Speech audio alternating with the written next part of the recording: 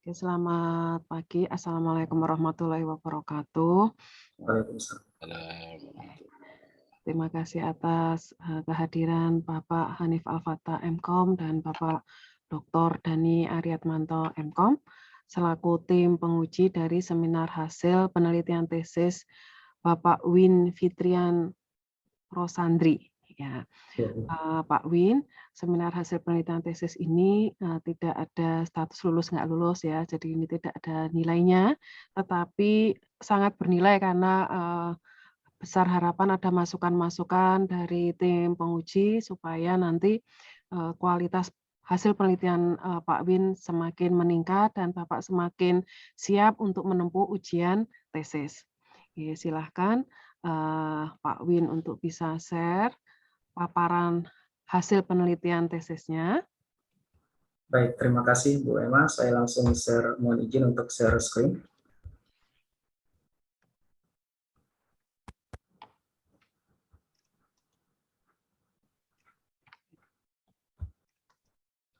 Ya.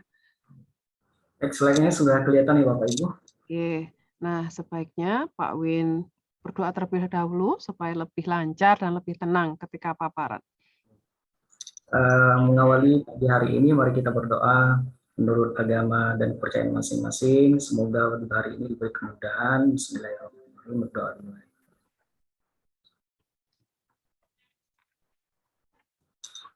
Saya terima kasih kepada Bu Prof. Emma untuk memberikan kesempatan kepada saya. Hari ini saya akan memaparkan hasil penelitian saya, yaitu analisis akurasi fotograf pixel per metrik, pengukuran luas luka diabetic ulcer pada penderita diabetes menggunakan two-dimensional assessment.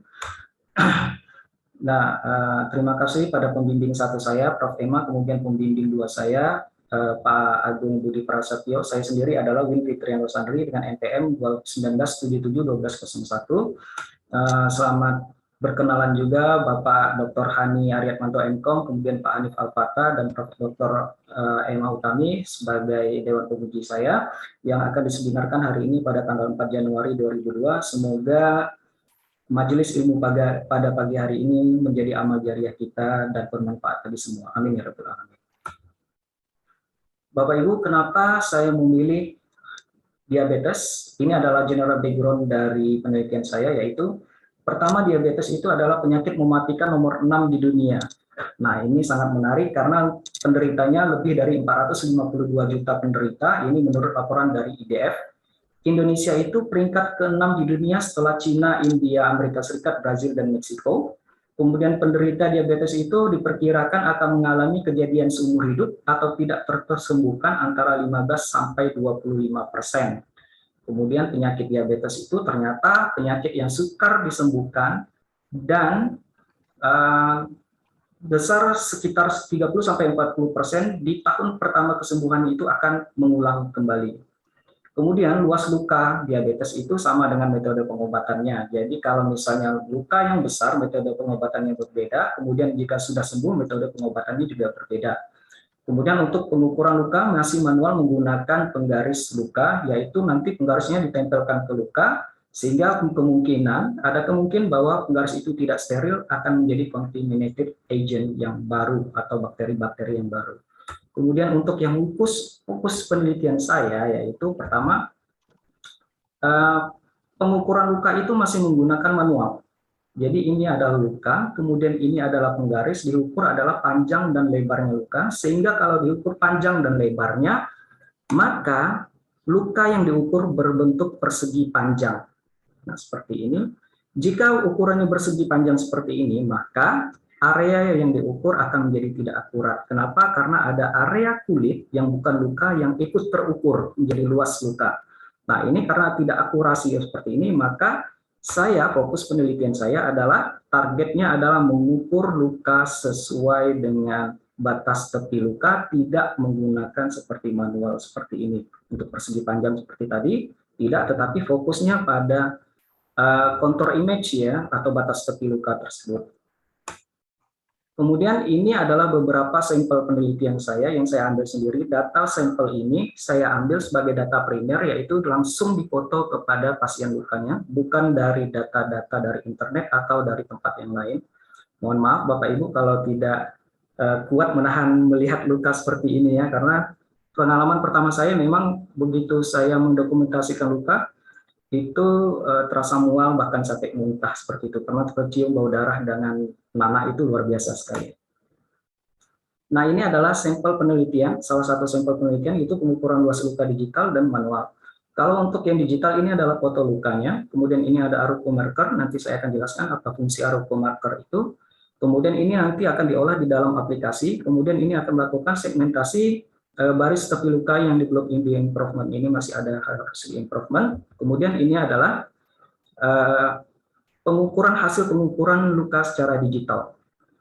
Kalau pengukuran manualnya biasanya menggunakan penggaris seperti ini. Nah, ini yang metode yang menarik Bapak Ibu yang saya temukan, bahwa di dalam saya tidak bisa membandingkan akurasi antara pengukuran manual yang segi 4 seperti itu, persegi panjang, dengan pengukuran baris tepi luka, karena tidak bisa dibandingkan akurasinya. Kenapa? Karena satu segi 4 dan satu bentuknya tidak beraturan. Kalau kita ukur akurasinya, tidak ketemu akurasinya di mana.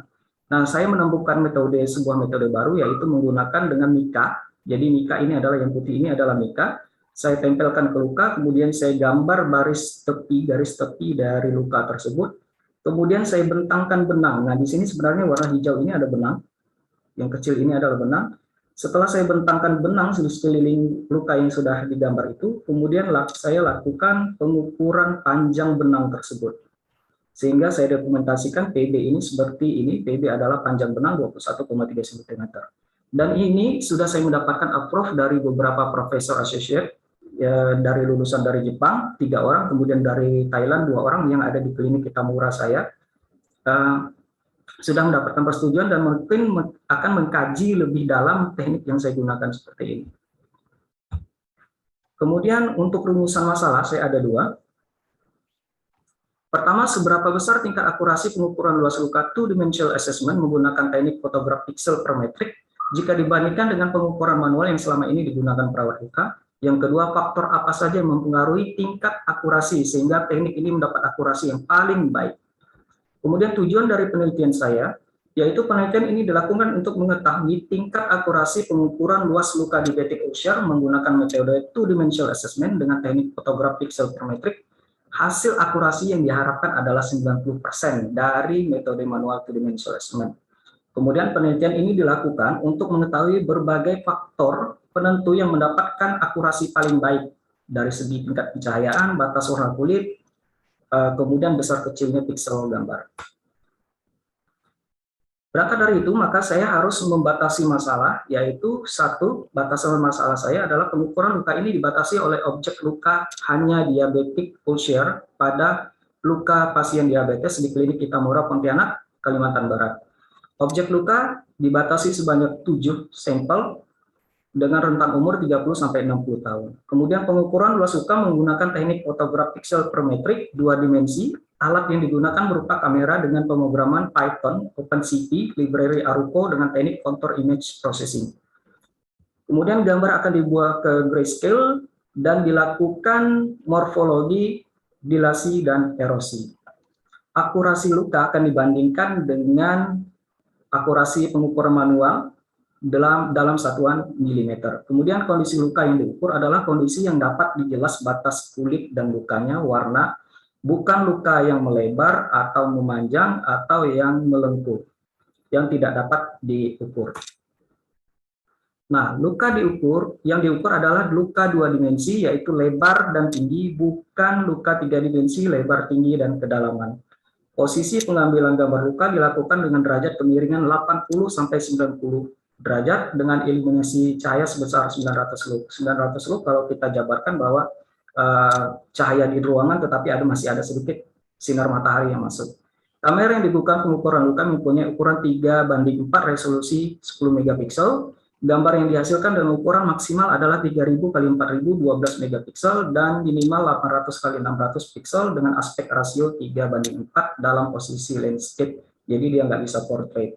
Gambar luka di-resize dengan ukuran lebar 256 kali rasio luka. Jadi ini agar rasionya tidak berubah, maka kita lakukan perhitungan untuk height dan width-nya sesuai dengan rasio luka. Metode penelitian saya jenis penelitian adalah bersifat kuantitatif komparatif, di mana membandingkan luka digital dengan pengukuran luka manual. Untuk pengukuran digital, di sini saya lakukan foto luka, kemudian saya upload foto tersebut. Jika sesuai, maka kita lanjutkan dengan deteksi arupomarker. Jika terbaca arupomarkernya, maka kita langsung melanjutkan ke selecting ROI atau region of interest. Kemudian kita atur rasio dan threshold-nya. Jika kita menggunakan manual, maka kita atur rasionya dahulu, kemudian kita atur nilai threshold-nya, kemudian lakukan masking area luka. Setelah di masking area luka, maka kita baru bisa menghitung luas areanya, kemudian perimeternya, kemudian bisa menghitung axis Y dan panjang axis X. Nah, ini untuk di luar penelitian saya, tapi saya sampaikan saja bahwa di sini ada masking necrosis, granular, dan slope. Ini apa? Ini adalah tiga buah tipe luka yang ada di luka saat ini. Kemudian kita plotting chart, kemudian kita simpan sebagai laporan. Untuk pengukuran manual, luka digambar di atas mika, seperti yang saya sampaikan tadi, kemudian lingkar benang sepanjang gambar mika, kemudian ukur panjang benang dengan penggaris, kemudian kita simpan ke laporan. Nah, hasil laporan ini kita ukur hasil selisih dengan mengurangi hasil ukur manual dan hasil ukur digital, dapatlah selisih dari luka tersebut, kemudian kita jadikan laporan. Untuk pengumpulan data yang dikumpulkan adalah data primer, artinya data yang kami ambil sendiri, bukan data yang dapat dari tempat lain atau download. Kemudian bersifat time series, artinya ada dalam jangka berwaktu, kemudian dikumpulkan dengan Google Form. Awalnya kita menggunakan form biasa, tertulis, tetapi karena dalam masa pandemi waktu itu, mau nggak mau kita harus menggunakan, mengumpulkan datanya dengan Google Form. Kemudian untuk analisis dan uji akurasi serta nanti kesimpulannya, akan menggunakan independent t-test dengan referensi f-table dan t-table nanti dengan standar deviasi adalah 0,05. Ini ada perhitungannya dengan Excel, nanti akan saya jelaskan rumus-rumusnya. Nah, untuk bahan penelitian, saya menggunakan Python 38 dan library OpenCV tentunya, kemudian pengolahan image-nya menggunakan Skippy, dan kemudian ada beberapa library lain seperti Panda, NumPy, kemudian Streamlit, dan lain-lain. Kemudian ini adalah arupomarker adalah bagian terpenting dari penelitian saya, karena awalnya proposal saya itu menggunakan koin, tetapi karena objek referensinya koin itu ketika kita menggunakan angle atau sudut kemiringan tertentu itu koin tidak bisa terdeteksi dengan baik. Jadi saya menggunakan arupomarker, dan mohon maaf Bapak Ibu, ini arupomarker sangat sedikit sekali riset dari peneliti-peneliti yang lain, terutama tentang objek measurement perbandingan ini, reference object measurement ini. Saya menggunakan generate arupomarker menggunakan online, ini adalah linknya, kemudian dictionary-nya saya menggunakan 5x5, marker RD saya menggunakannya 0 sampai 10, kemudian marker size-nya adalah 30. Marker size ini sangat penting. Ini marker size maksudnya adalah di sini adalah 30 mm, 30 mm, 30 mm, 30 mm. Nah, ini sebagai objek referensi. Jadi ini kita tahu bahwa di dunia nyata bahwa ini adalah 30 mm. Nanti kita akan bandingkan secara digital ini berapa berbanding dengan 30 meter ini gitu Arupo. Jadi ini adalah sebagai referensi atau objek pembanding saja di arupomarker ini. Kemudian ini adalah layout tampilan aplikasi yang saya buat. Memang sangat sederhana karena untuk project ini, penelitian ini saya kira tidak perlu yang bagaimana. Kemudian aplikasi ini dibuat menggunakan Streamlit sebagai front end-nya, kemudian back-end-nya itu pakai TensorFlow. Kemudian ini yang akan menjadi basis utama dalam penelitian luka yang saya buat secara digital. Bapak Ibu, ini adalah penelitian video penelitian dari saya.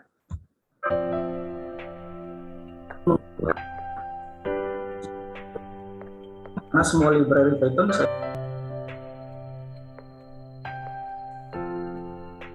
saya lakukan eksekusi string.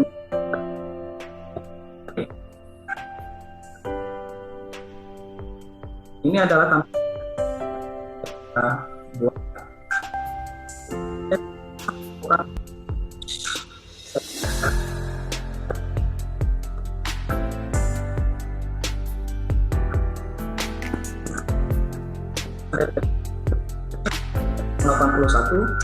kita tahu bahwa tadi ukuran arupomarkernya adalah 30 cm. Di sini terdeteksi 30,81. Berarti ada selisih 0,81 mm Nah, kalau kita menggunakan arukornya 4 cm atau di luar dari 30, maka kita bisa mengatur di sini, bisa kita atur misalnya 40 atau 50 cm.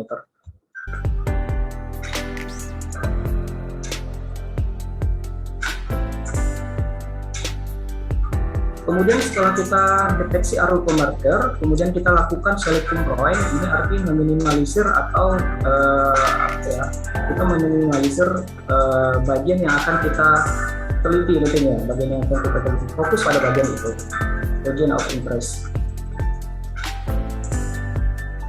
Setelah region of interest-nya kita atur, maka kita lakukan threshold. Kalau misalnya hasilnya kurang baik, bisa kita lihat hasilnya di bawah ini. Setelah hasil segmentasinya kurang baik, maka kita bisa mengatur threshold-nya dan rasionya.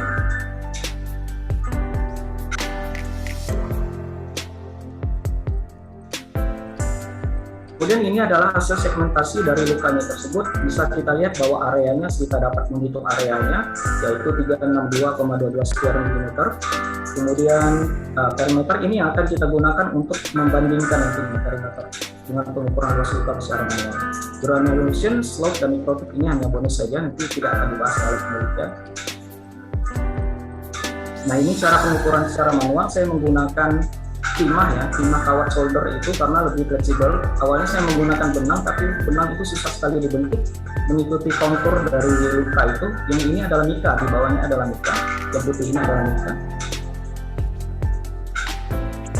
Kemudian saya potong.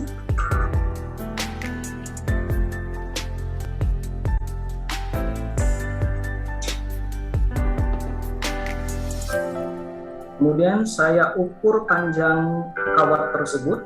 Di sini terlihat bahwa 10,1 atau 101 mm.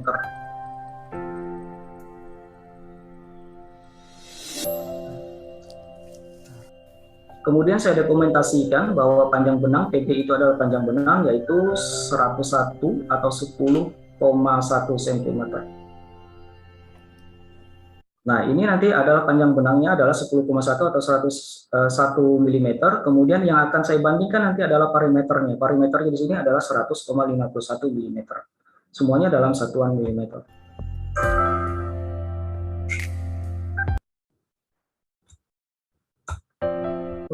Maaf. Ini adalah objek penelitian saya. Jika kita lihat bahwa di sini ada 7 gambar, yaitu saat A, gambar A sampai G itu adalah 7 objek penelitian saya. Kemudian gambar 1 ini adalah gambar foto dari lukanya. Kemudian gambar 2 adalah hasil penelitian atau hasil uji digital, pengukuran secara digital. Kemudian yang gambar ketiga adalah pengukuran secara manual. Nah, kita akan mengkalkulasikan lewat tabel. Di sini kita lihat tabel gambar luka ada A sampai D, itu adalah 7 sampelnya. Kemudian pengukuran manual kita catat tadi 143 dan sebagainya. Di sini untuk pengukuran manual panjang benang tadi. Kemudian lebar aruko itu adalah 30,87, yang selisihnya didapat dari lebar aruko sebenarnya tadi yang kita lihat bahwa ini adalah 30 mm. Kita lihat selisihnya berapa, ternyata 0,87. Kemudian dengan rasio, dengan settingan rasio threshold, dengan settingan threshold 57 dan rasionya 3,00, maka didapatlah parameter 141. Dan selisihnya ini didapat dari pengukuran manual dikurang pengukuran parameter dari digital, itu selisihnya adalah 2 mm. Tingkat errornya adalah 140%,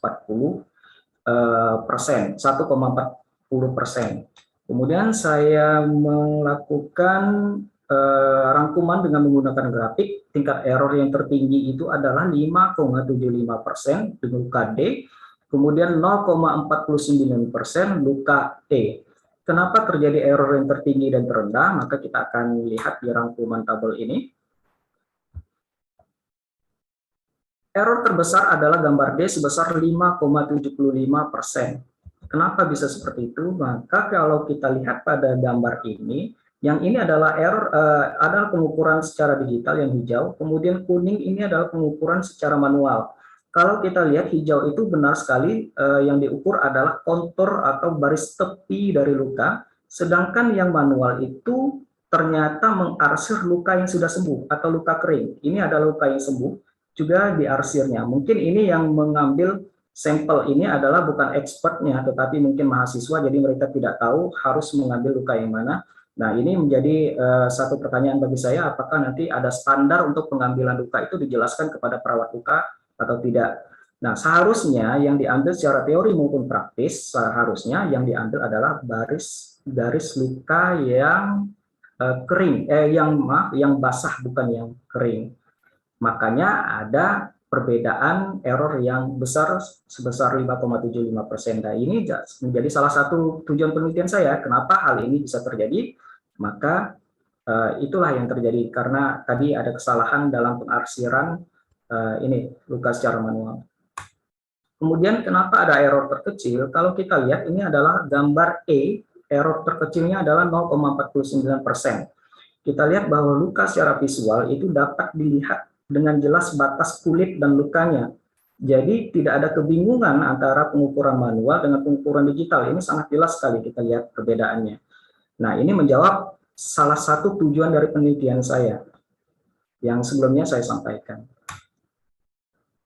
Kemudian kita akan melihat uji independent test homogen, di mana pada independent t-test data harus berasal dari subjek yang berbeda, artinya tidak ada kaitan antara data.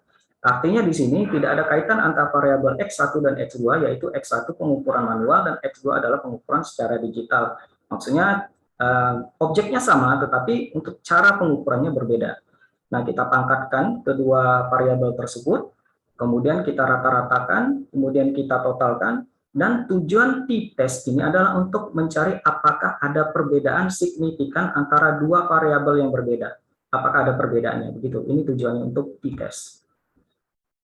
Kemudian rumus yang digunakan, persamaan yang digunakan adalah berdasarkan persamaan ini, kita harus mencari tiga variabel yaitu X, Sn, dan Sn1 dan Sn2. Maka untuk mencari nilai Sn itu ada rumus tersendiri, nanti di sini ada persamaan tersendiri. Nah, yang penting adalah tidak ada perbedaan nilai ukur jika T hitung kurang dari T table. Sebaliknya, terdapat perbedaan nilai ukur jika T hitung lebih dari T table. Standar deviasi yang saya gunakan adalah 5%. Kenapa 5%? Karena di dalam tujuan penelitian saya yang saya sampaikan tadi, itu ada 90% akurasi. Maka sisanya 10% saya bagi 2 menjadi 5%, maka saya mengambil standar deviasinya menjadi 5%. Untuk rumusnya, untuk rumus yang S1 dan S2-nya ini adalah hasilnya. S1-nya ini, kemudian S2-nya ada 2618 sekian. Kemudian langkah selanjutnya adalah saya menghitung F hitung S1 dibagi S2, dan hasilnya adalah F hitungnya adalah sekian. Kemudian dari F hitung ini, nilai angka dari F hitung ini, saya mencari di referensi table yang didapat, bisa kita lihat di link ini tersebut, referensi table-nya. Ini adalah F distribution table atau referensi F distribution table. Kemudian dengan nilai deviasi 0,05 atau 5%. Kemudian pencariannya adalah 0,05, kemudian baris 6 dan kolom 6.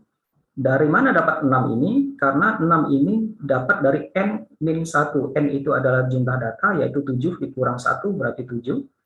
6 dikurang 1 berarti 7. Kemudian didapati nilai absolut dari F table itu adalah 4,2839. Maka kesimpulan, jika F hitung kurang dari F table, persamaan yang akan dipakai selanjutnya adalah persamaan homogen bukan heterogen. Nah, kita akan mencari persamaan homogen dengan rumus ini. Kemudian langkah selanjutnya adalah kita mencari persamaan S dan N. Ini adalah rumus persamaan S, dapatlah dengan nilainya seperti ini. Kemudian rumus N dapatlah nilainya seperti ini. Sehingga T hitung dapat dicari persamaan seperti itu. Ini adalah rumus finalnya. Kemudian didapati nilai T hitung adalah 0,005535. Nah, selanjutnya langkah terakhir adalah mencari T table dari referensi T distribution table. Kalau tadi F distribution table, sekarang T distribution table. Nah, dari link ini kemudian referensi pencariannya adalah standar deviasinya dibagi 2. 0,05 dibagi 2 dapatlah 0,025. Kemudian N plus 1 plus N2 itu adalah 7, sampel datanya ada 7, tambah 7 itu 14 dikurang 2 jadi 12, yaitu bernilai absolut 2179 dari referensi tabel di sini. Hasilnya adalah T T hitung kurang T table setara dengan 0,005535 kurang dari 2,179 sehingga disimpulkan bahwa tidak terdapat perbedaan signifikan pada dua buah nilai variabel pengukuran manual dengan pengukuran digital planimetri. Kesimpulan dari penelitian ini adalah ada dua, tadi tujuan penelitian saya dengan kesimpulan akhirnya juga ada dua. Yang pertama adalah hasil penelitian dari 7 sampel mendapatkan error akurasi minimal 0,49% dan maksimal adalah 5,75%. Hasil akurasi sudah mendapatkan nilai sesuai dengan rumusan masalah yang tadinya diharapkan di atas 90%, ternyata akurasinya adalah 94,25%. Dengan nilai uji independen T-test homogen adalah dihitung kurang di table setara dengan 0,05535 kurang dari 2,228, standar deviasinya adalah 0,05 sehingga disimpulkan tidak terdapat perbedaan signifikan pada dua buah nilai variabel pengukuran manual terhadap pengukuran digital planimetri. Kesimpulan faktornya apa yang mempengaruhi? Ternyata ada beberapa faktor yang mempengaruhi, yaitu belum ada metode pengukuran manual yang standar di perawatan luka. Kemudian pengambilan gambar luka harus dilakukan dengan pencahayaan minimal 900 lux. Kalau di bawah 900 lux, maka luka tidak akan jelas. Resolusi harus minimal 800 kali 600, kalau di bawah itu maka resolusinya akan kabur. Gambar harus diambil pada sudut 80 hingga 100 derajat, karena kalau di bawah itu akurasinya akan sangat berkurang dan posisinya harus landscape, tidak bisa portrait. Kemudian posisi aruko marker ini kadang-kadang memang dipraktisi di sana, karena saya sebenarnya untuk pengukuran manual itu langsung menyerahkan ke perawat lukanya. Biasanya memegang aruko markernya seperti ini sehingga ada bagian aruko marker yang tertutup dengan jari dan ini akan menjadi aruko markernya tidak terdeteksi dengan baik. Kemudian warna kulit dan luka harus terlihat jelas. Untuk saran penelitian ada 3. Bagi perawat luka itu melakukan perbaikan atau metode pengukuran luka manual yang baru atau yang terkini lah begitu. Kemudian untuk praktisi ketika menggambar luka di atas mika, seringkali posisi mika itu bergeser hingga menyebabkan gambar itu tidak presisi di lukanya. Penggunaan benang juga untuk mengukurnya benang itu juga harus menggunakan diganti dengan penggunaan yang lebih fleksibel dan kaku dan bisa ditekuk gitu ya, mudah ditekuk. Kemudian bagi peneliti diharapkan dapat melakukan uji akurasi dengan metode yang lain seperti artificial intelligence deep learning dengan sampel data UNet, SecNet dan lain-lain. Bapak Ibu, ini akhir dari presentasi hasil penelitian saya. Saya akhiri sampai di sini dan saya serahkan kepada Prof. Ema. Sekian, Assalamualaikum warahmatullahi wabarakatuh. Waalaikumsalam warahmatullahi wabarakatuh. Terima kasih banyak Pak Win atas paparan hasil penelitian tesisnya yang luar biasa ya, runtuh, sistematis dan objektif. Nah, berikut ini kita akan minta masukan-masukan, saran-saran terbaik dari tim penguji yang akan dimulai dari Bapak Hanif Al-Fatah MKom. Monggo Bapak. Iya, matur nuwun Prof. Ema. Saya duluan ini Pak Joni. Pak Win ya, menarik sekali penelitiannya dan saya kira ini aplikatif banget dan kalau saya bisa melihat memang kontribusi ke objek penelitiannya cukup jelas gitu ya. Saya ada 2 hal yang perlu klarifikasi aja kalau ini memang clear. Saya kira dari sisi konstruksi penelitian sudah tidak ada masalah. Yang pertama itu ini metode yang digunakan itu untuk mengukur luas atau keliling ya, karena tadi kan ada 2 istilah ya. Yang pertama itu area itu kan kalau diterjemahkan luas gitu. Sama perimeter itu kan keliling. Jadi setiap bangun datar itu kan mesti punya 2 hal itu, punya keliling dan punya luas. Nah, yang pertama mungkin perlu saya dijelaskan dulu itu pengukuran yang pakai sistemnya jenengan itu akan mengukur luas atau juga sekaligus mengukur keliling atau perimeter itu tadi. Tadi kayaknya di slide sudah ada sih, mungkin bisa dipertegas kembali. Baik Pak, untuk pengukuran ini secara aplikasi memang diukur luas dan kelilingnya ada. Dua-duanya, oke. Ya, untuk penelitian ini memang saya fokuskan ke keliling, tetapi karena judul ya awalnya itu proposal saya belum melihat keliling luka itu seperti apa, maka di dalam judul tesisnya saya sampaikan bahwa luas luka begitu. Karena memang pengukuran luas luka secara manual itu sangat tidak bisa dibandingkan Pak akurasinya antara digital Iya, betul. tidak bisa Karena dibandingkan. luka itu kan bentuknya tidak geometris ya, Iya sehingga benar Pak. secara manual ya nggak bisa diukur, hanya paling didekati ya dengan bentuk tertentu. Tapi kalau perimeter atau keliling itu memang bisa. Makanya tadi ketika ada foto menggunakan kawat itu kan akan mengukur perimeter itu. Nah, Ya, perimeter Pak. berarti sudah pas ini sesuai dengan apa yang ada di pikiran saya gitu. Berarti dari sisi judul mungkin perlu ini ya, jadinya keliling atau pada luka gitu aja ya. Iya, pada luka mungkin Pak. Pengukuran luka gitu aja, karena pengukuran itu kan bisa banyak, luka luas bisa, keliling bisa lah, itu nanti akan muncul pada naskah seperti yang dengan jelaskan. Nah, itu sudah oke. Jadi yang dibandingkan antara dengan T-test tadi pengukuran perimeter manual dengan pengukuran perimeter yang dihasilkan oleh sistem gitu ya. Ya benar Pak, pengukuran perimeter. Dua buah variabel manual dan digital. Oke, berarti sudah clear yang pertanyaan pertama saya. Pertanyaan yang kedua itu terkait dengan bagaimana mensiasati skala. Tadi saya kira sudah bisa ya. Misalnya gambar yang sama, kalau kita ngukur secara manual itu kan pasti scale-nya 1:1 ya dengan lukanya gitu.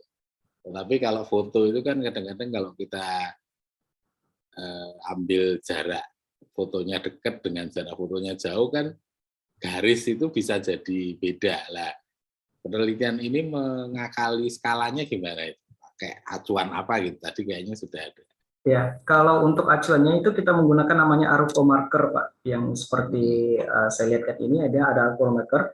Ini adalah bentuk mininya QR code. Kalau QR code itu 300 kilobyte memorinya, kalau ini hanya 5 byte saja memorinya. Dan ini menjadi objek pembanding. Kita tahu objek pembandingnya adalah 3 cm. 3 cm ini dalam algoritma bisa diukur, Pak. Jadi misalnya di sini 3 cm itu mewakili berapa piksel. Nah, itu intinya 3 cm ini mewakili berapa piksel. Nanti kita bandingkan di lukanya, setiap piksel itu adalah 3 cm. Jadi misalnya ini 3 cm 100 piksel, maka setiap luka, perimeter luka 100 piksel, 100 piksel, 1 piksel mewakili 3 cm, 3 cm, 3 cm. Nah, seperti itu, Pak. Untuk deteksi arukonya juga ada algoritmanya tersendiri. Itu sudah ada ya, karena itu isu yang penting kalau kita mau aktual perimeter dari sebuah objek itu berdasar foto itu kan kita harus punya data acuan relatifnya. Nah, itu sudah pakai itu ya. Jarak dan kamera biasanya mempengaruhi Pak. Ya, betul. Kamera kan, hasilnya akan berbeda. Berarti itu setiap kali ngambil gambar harus dikasih itu ya? Iya benar Pak, setiap mengambil gambar harus dikasih ini untuk objek pembandingnya, referensi objek. Dan datanya ngambil langsung ya, bukan, karena kalau ngambil dari dataset orang mungkin kan belum ada markernya gitu. Iya benar Pak, datanya kita ambil langsung, pasiennya kita foto langsung, kemudian markernya ini juga kita cetaknya langsung, semuanya kita yang mulai dari awal Pak. Penelitian yang lain belum ada menggunakan Arupo marker, terutama untuk referensi objek ini Pak. Kalau misalnya lokasi GPS dan lain-lain masih ada yang menggunakan Arupo marker.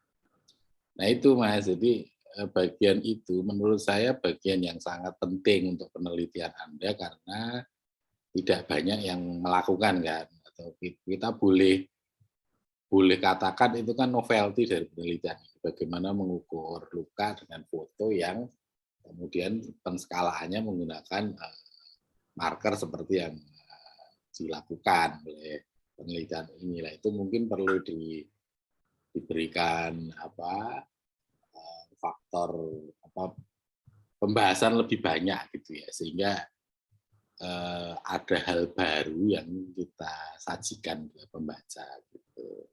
Ya, Pak.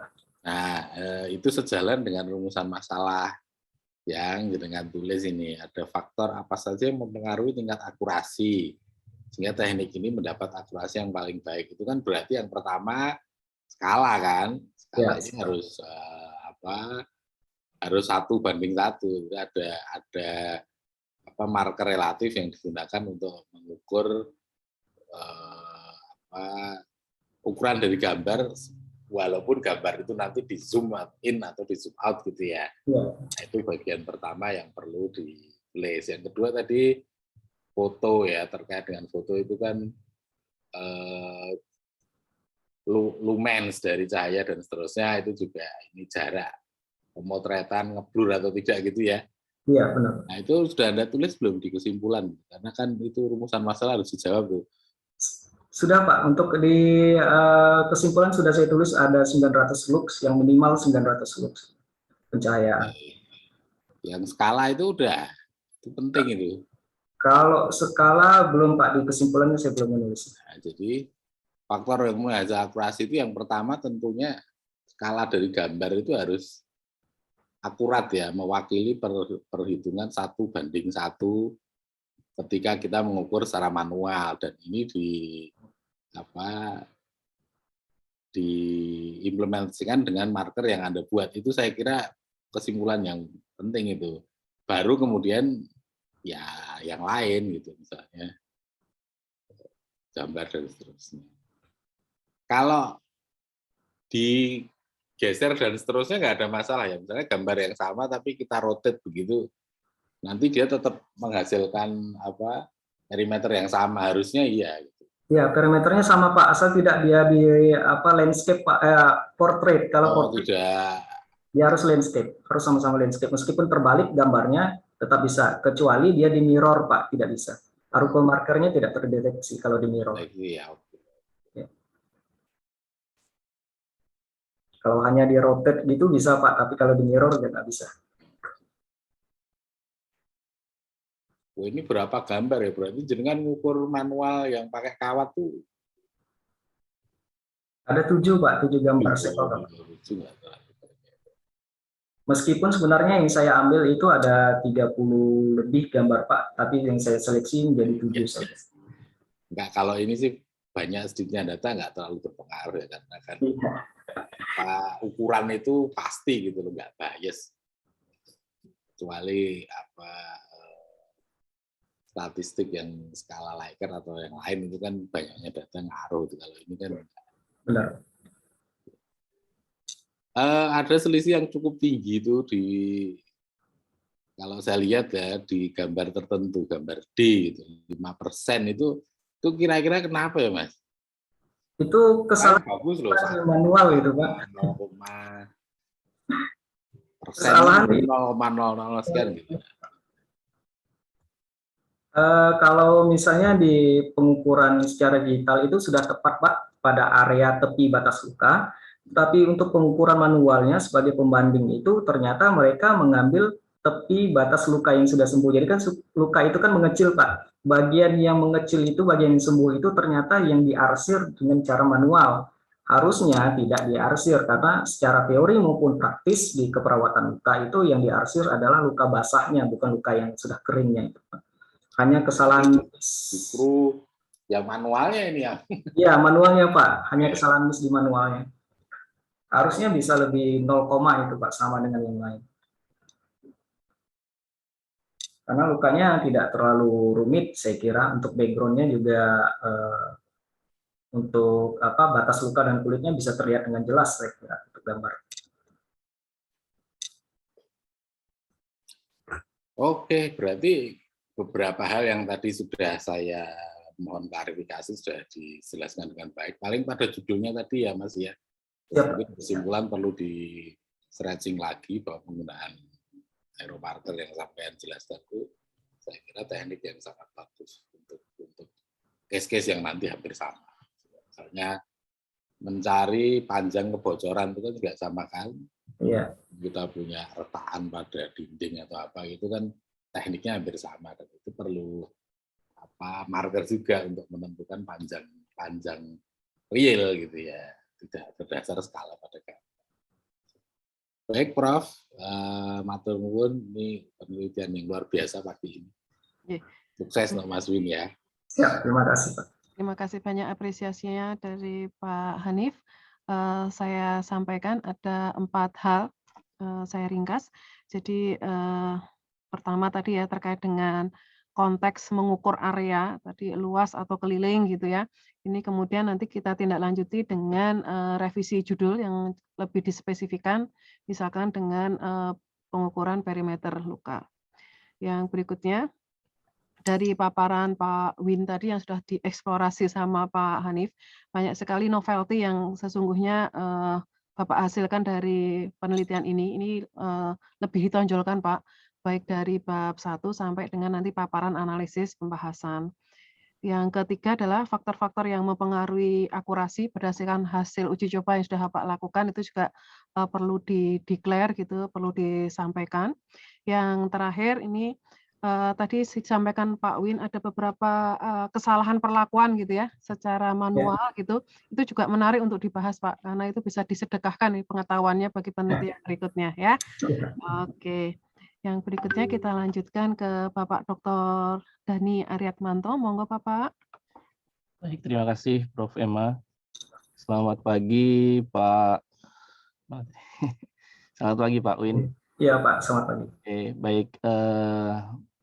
Memang menarik apa yang Anda coba angkat di dalam penelitian ini ya, dan dengan data yang memang diambil secara real time ya, istilahnya langsung ke pasien dan sebagainya begitu. Tapi beberapa yang perlu dicermati di sini, kalau saya mencermati dari ini referensi yang Anda jadikan sebagai tinjauan pustaka. Jadi saya coba melihat komparasinya gitu ya, mengcompare dari apa yang sudah pernah dilakukan penelitian oleh peneliti yang lain begitu.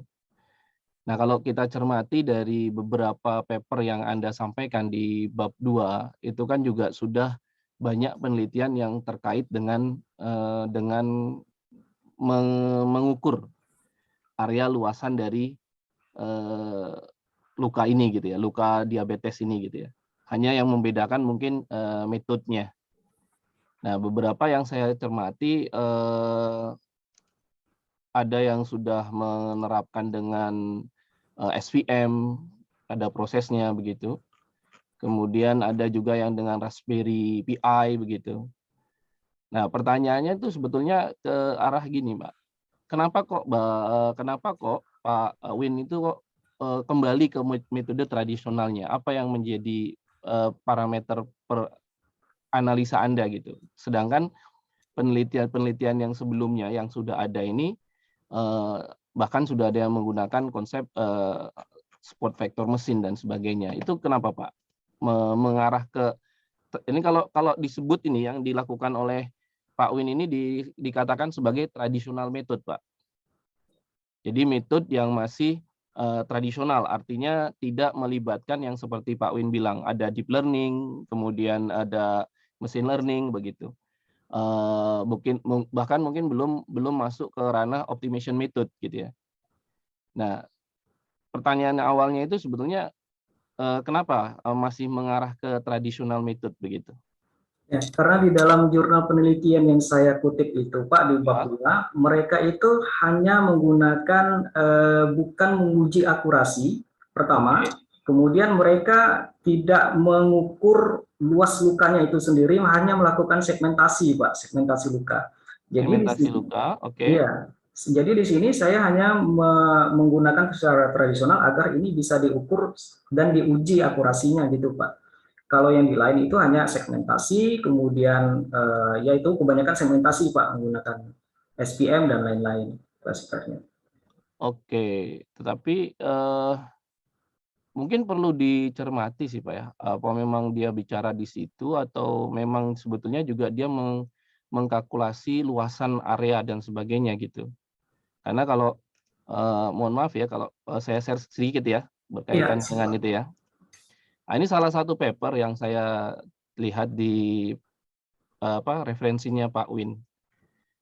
Di sini kan ada dia mengatakan area ya, 37,89 cm persegi.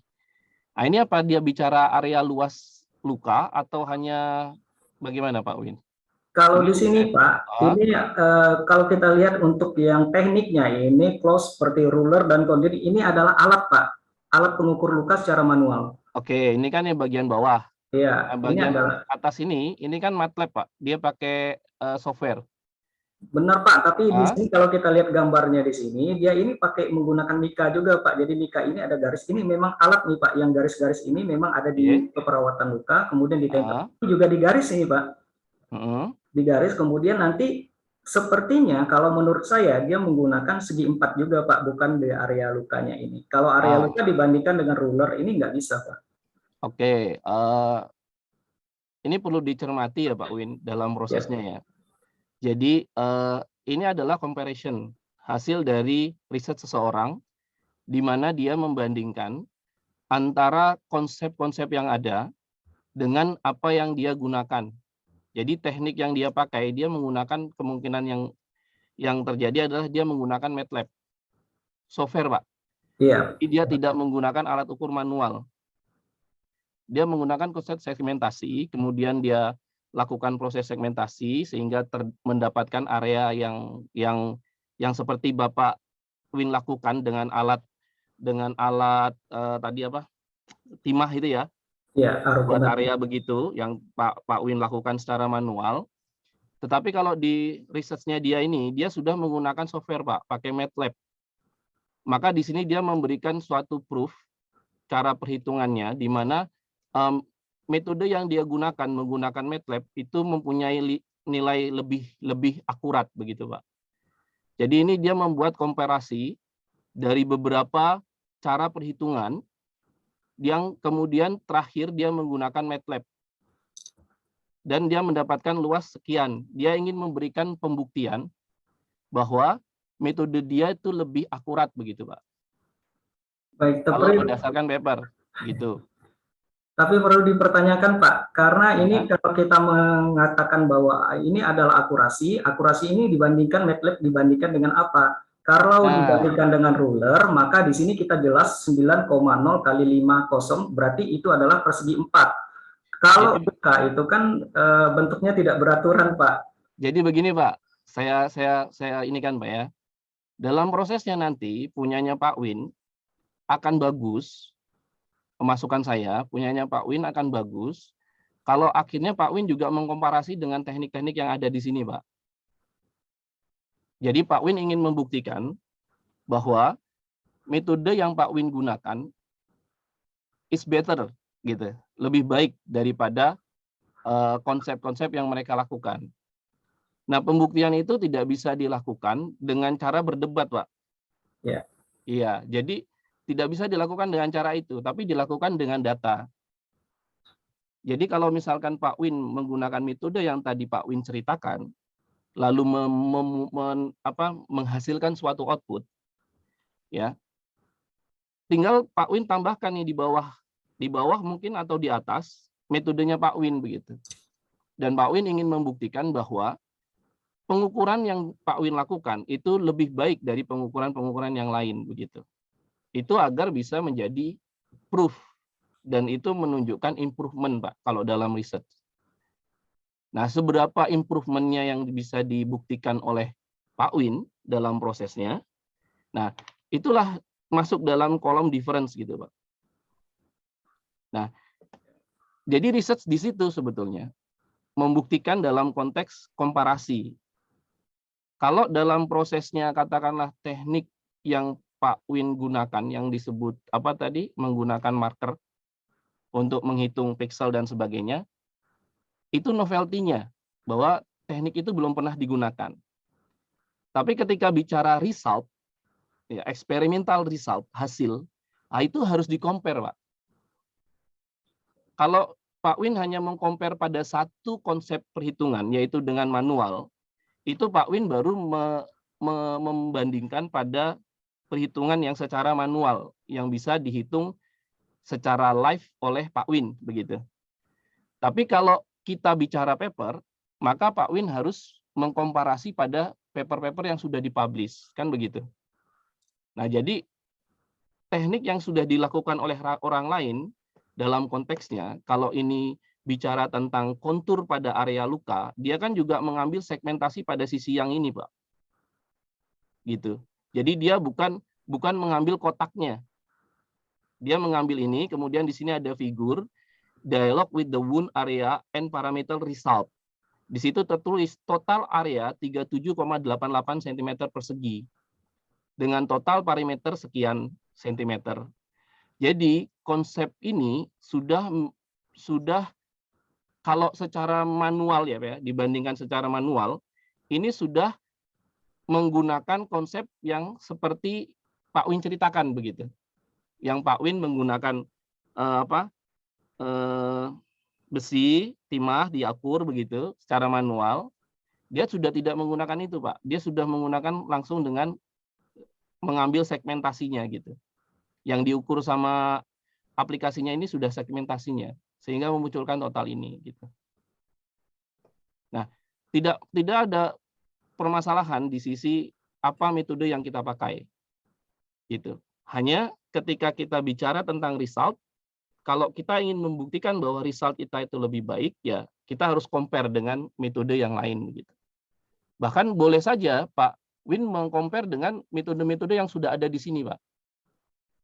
Dan itu akan memberikan nilai dari publikasi dan papernya itu value yang lebih high gitu. Ketika kita bisa membuktikan bahwa perhitungan kita dengan metode menggunakan alat marker tadi itu ternyata bisa lebih presisi begitu, Pak. Itu masukan dari saya.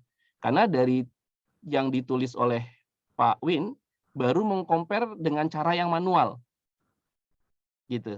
Sedangkan kalau saya lihat dari paper-paper yang sudah disitasi oleh Pak Win, itu mereka sudah menggunakan metode-metode yang lebih advance begitu. SVM begitu. Dengan ada juga yang ini menggunakan would clear image using a cascade two-stage SVM gitu.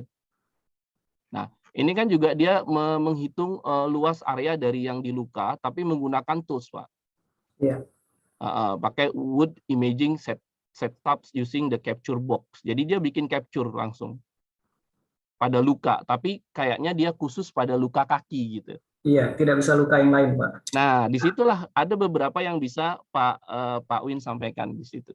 Kalau ini, ini hanya untuk luka kaki. Tetapi secara konteks metodenya, kan dia sudah menggunakan konsep langsung mengcapture begitu. Nah, jadi nanti untuk yang luka khusus di kaki, bisa saja kalau Pak Win ingin membuktikan bahwa konsep pengukuran Pak Win lebih baik, maka bisa di-compare dengan paper yang ini begitu. Nah, untuk jenis luka diabetes pada kaki begitu, penelitian ini dikomparasi dengan misalkan dengan paper ini gitu. Lalu dimunculkan resultnya seperti apa begitu. Itu akan lebih naik lagi nilai value-nya ketika memang hasilnya dari Pak Win lebih improve begitu. Nah, itu saya rasa akan lebih baik. Tapi ini masukan gitu ya. Akan lebih baik ketika comparison-nya tidak hanya pada satu yang manual tadi saja, tapi juga pada paper-paper. Karena yang manual yang dilakukan oleh Pak Win itu kan baru dari sisi Pak Win gitu loh. Pak Win mencoba dengan manual dengan penggaris, dan Pak Win yang menggunakan alat timah tadi gitu. Tapi secara komparasi dengan paper kan belum ada. Sudah ada belum? Belum ada, Pak, karena saya kira ini metode yang baru, Pak, dengan yang timah tadi itu metode yang baru. Kalau saya berpikir konsep timahnya itu memang metode baru untuk cara pengukurannya, Pak. Iya. Tetapi kalau secara publikasi paper biasanya ketika kita ingin membuktikan bahwa pengukuran kita lebih baik, better dengan yang lain, maka kita harus mencermati paper yang lain, kemudian kita compare, Pak. Hasil pengukurannya Pak Win dengan paper itu begitu, Pak. Kalau dalam publikasi seperti itu. Jadi tidak bisa Pak Win meng-compare dengan apa yang Pak Win lakukan begitu. Karena kalau apa yang lakukan Pak Win kan akhirnya muncul beberapa kesalahan yang tadi Pak Win sampaikan. Kayak ada pengukuran yang miss karena tidak pemahaman dari Raut lukanya, Pak. Pengukurnya dan sebagainya gitu kan. Tadi ada yang miss sampai berapa milimeter yang tadi Pak Hanif sampaikan tadi. Gitu. Kok itu ada miss sekian kan gitu. Oh, itu karena cara mengukurnya yang kurang tepat begitu. Tapi kalau dengan pembandingannya dengan paper itu akan lebih apa ya nyebutnya ya? Akan lebih tervalidasi gitu, Pak. Bahwa saya merujuk pada paper yang sudah dipublikasi begitu. Nah, akhirnya lebih validasi apa yang sudah diukur. Begitu. Apalagi kalau tadi ada data yang sudah muncul seperti yang ini tadi nih. Dia menggunakan rule 4,5 gitu. Nah, yang coba dicermati adalah ketika data ini Pak yang dipakai, Pak. Data ini yang dipakai. Data luka ini perlu dicermati nih, data ini yang diambil begitu. Jadi Pak Win tidak mengambil foto dari yang lain, misalnya mengambil foto ini, coba diukur dengan konsepnya tadi, ya toh, memungkinkan nggak gambar ini gitu bisa diukur, atau gambar yang ini bisa nggak ini diukur gitu. Itu kalau bisa memungkinkan dalam prosesnya. Karena memang yang agak sulit juga ketika kita meng-compare dengan paper lain itu, kita harus punya data mereka gitu. Itu memang agak sulit gitu. Itu yang perlu dicermati memang. Agak sulit ketika kita mau meng-compare dengan yang sudah ada gambarnya gitu. Sedangkan kita nggak punya gambar itu. Itu yang agak sulit. Ya, tadi kalau yang untuk paper ini saya lihat dia pakai mika juga ini, Pak. Garis-garis ini dia pakai mika, kemudian digaris juga. Iya, di dalam prosesnya memang dia menggunakan mika, kemudian dia membuat pola mengikuti mikanya. Itu sudah ada jualnya, Pak. Memang untuk lukanya memang seperti itu mika. Iya, nah nanti kan di dalam prosesnya kan dia ukur segmentasinya, Pak. Iya. Kalau dalam perhitungan luasnya juga sama, Pak. Dia nggak menggunakan kotaknya, Pak. Tapi dia langsung menggunakan segmentasinya di sini, Pak. Dengan MATLAB itu bisa dilakukan itu, segmentasi itu juga.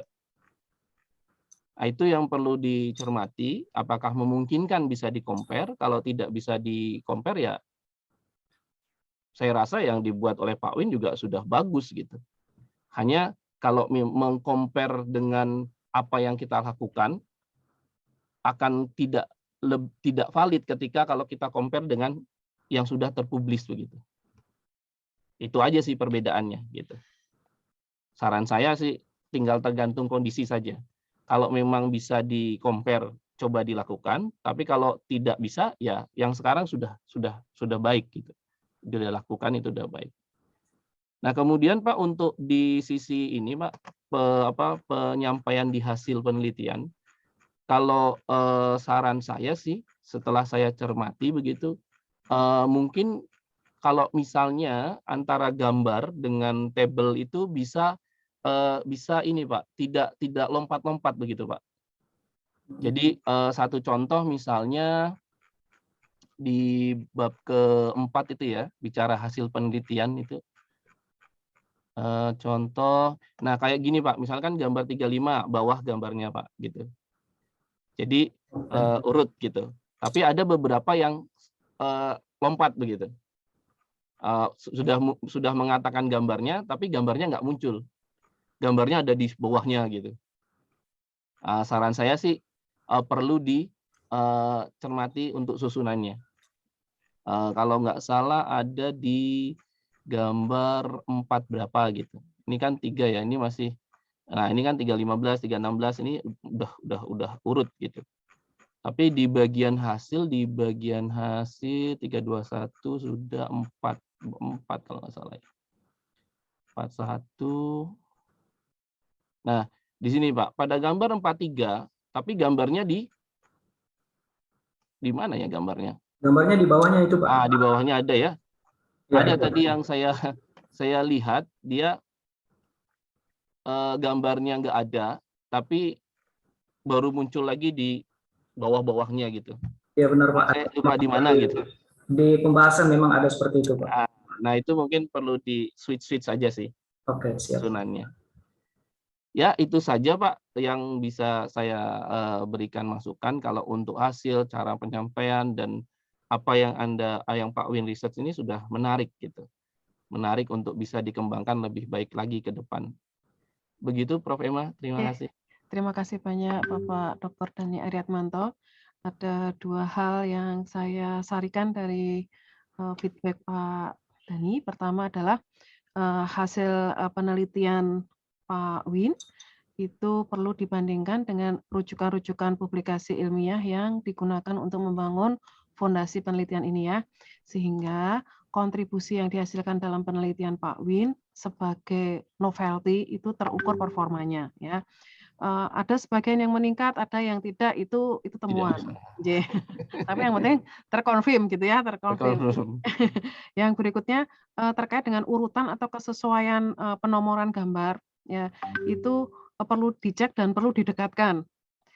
Nah, apakah Pak Win nulisnya pakai latex? Enggak, Prof. Oh enggak, jadi kalau pakai latex kan kadang dia agak berjarak. Lompat-lompat. Iya. Ada berarti dari Pak Hanif ada 4 poin, dari Pak Dhani ada 2 poin. Nah, ini bentuk apresiasi yang luar biasa ya dari tim penguji yang tertarik dengan hasil penelitiannya Pak Win. Pak Win harus sikapi positif ya Pak. Ya, siap Bu. Harapannya ini nanti semuanya bisa ditindaklanjuti ya, mana yang bisa ditaruh di batasan, mana yang memang memungkinkan Pak Win sudah melakukan, yaitu ditambahkan dalam bab 4 gitu ya. Sehingga nanti kalau ketemu bapak-bapak kita ini lagi waktu ujian tesis, Bapak ditagih itu Insya Allah. Pak Win tapi jangan terbebani ya, tetap Bu, jaga kesehatan ya. Justru termotivasi ini. Termotivasi, alhamdulillah. Sekali lagi terima kasih banyak Bapak Hanif Alfata MKOM, terima kasih banyak Bapak Dr. Dhani Ariatmanto MKOM, dan selamat Pak Win 1 langkah lagi untuk bisa menuju jenjang ujian tesis ya. Ya. Oke, sehingga seminar hasil penelitian tesis Pak Win hari ini dicukupkan. Terima kasih banyak. Assalamualaikum warahmatullahi wabarakatuh. Waalaikumsalam Waalaikumsalam warahmatullahi wabarakatuh.